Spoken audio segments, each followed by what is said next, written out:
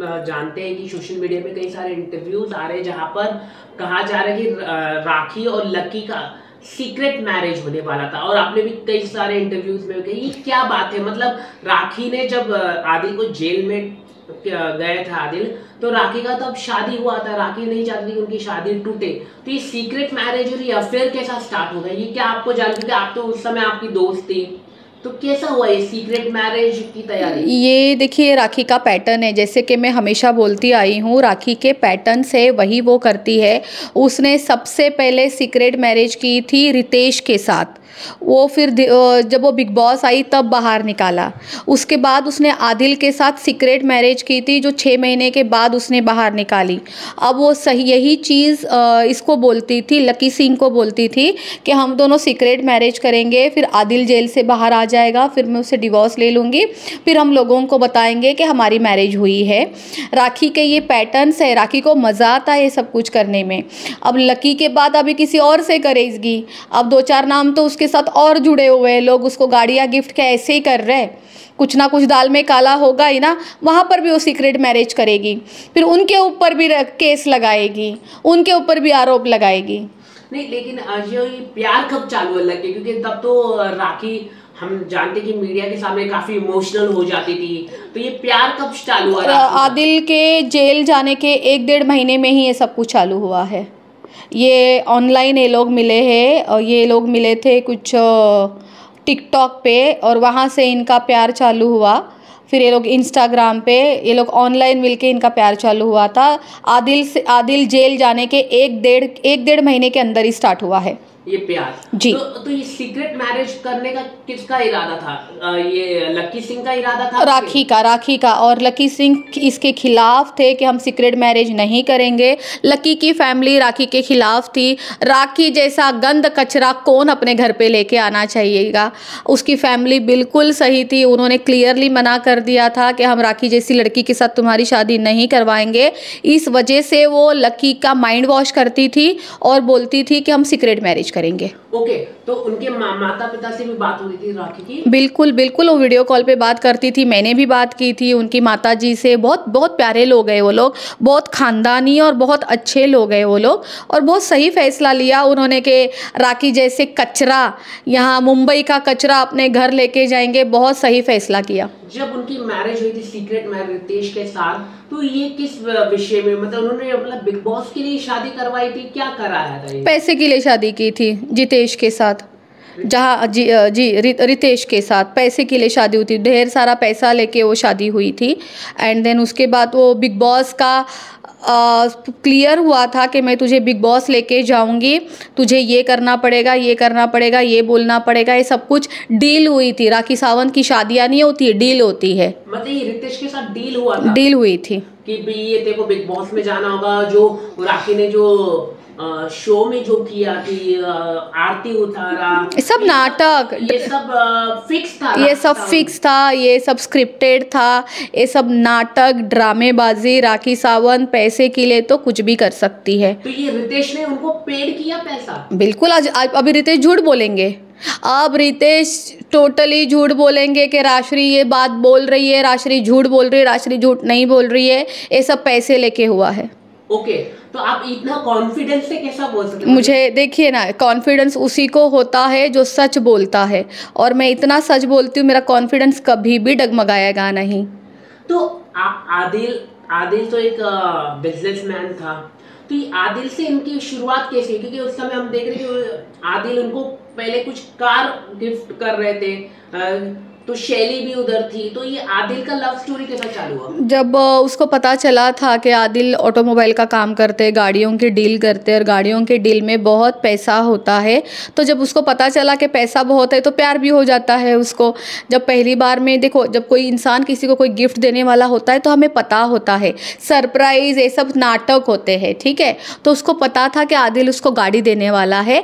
एक गाड़ी के लिए ही गाड़ी घर वर लेके सबसे प्यार करती है, शादियाँ करती है। अब उसे किसी और ने भी गाड़ी दी है, वहाँ पर भी कुछ चल रहा है। वो तो खुद ही बोल रही थी कि मेरा नया हीरो है, इसने खुद ने अपने मुंह से बोला है, मीट माय न्यू हीरो। तो उनको जैसा आदिल को उन्होंने लॉन्च किया, उनका गाना आया था आप लोगों ने जी, तो वैसे शाहबाज को वो लॉन्च करना जा रही है। बॉलीवुड में। बिल्कुल।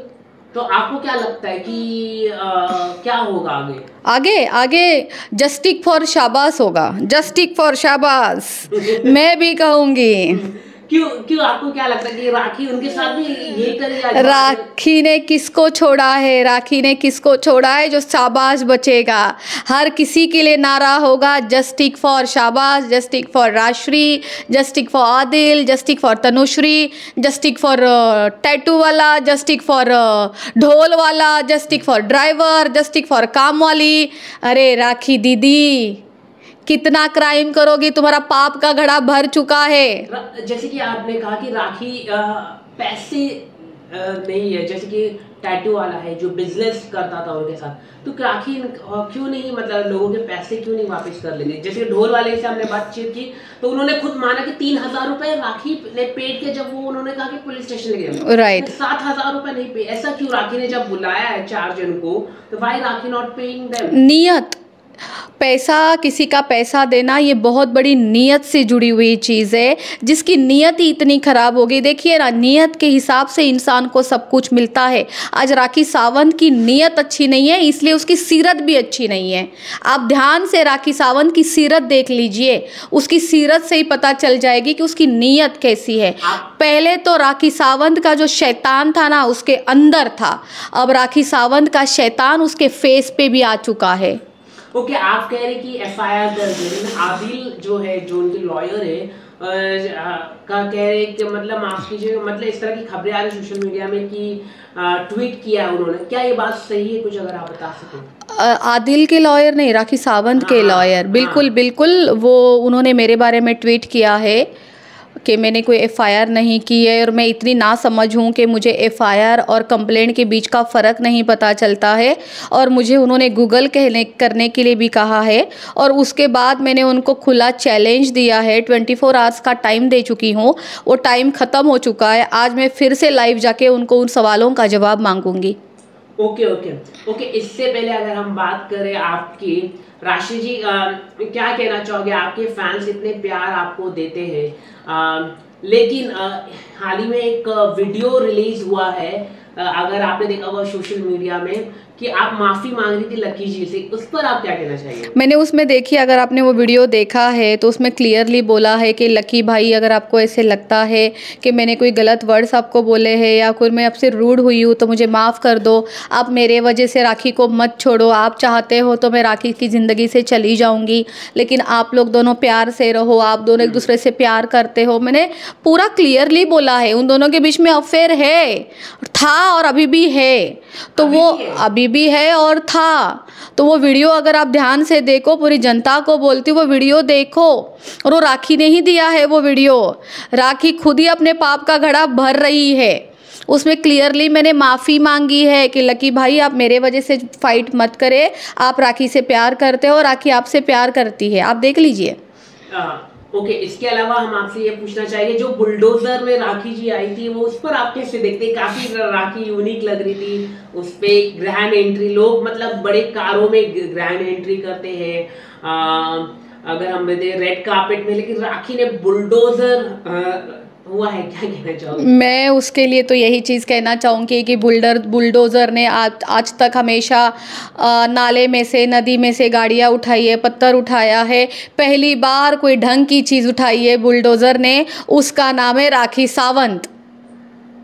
ओके, आखिर में अपने फैन से क्या कहना चाहिए? Thank you very much. मेरे फैन से यही कहना चाहूँगी, इस तरीके से आप हमेशा साथ देते रहे।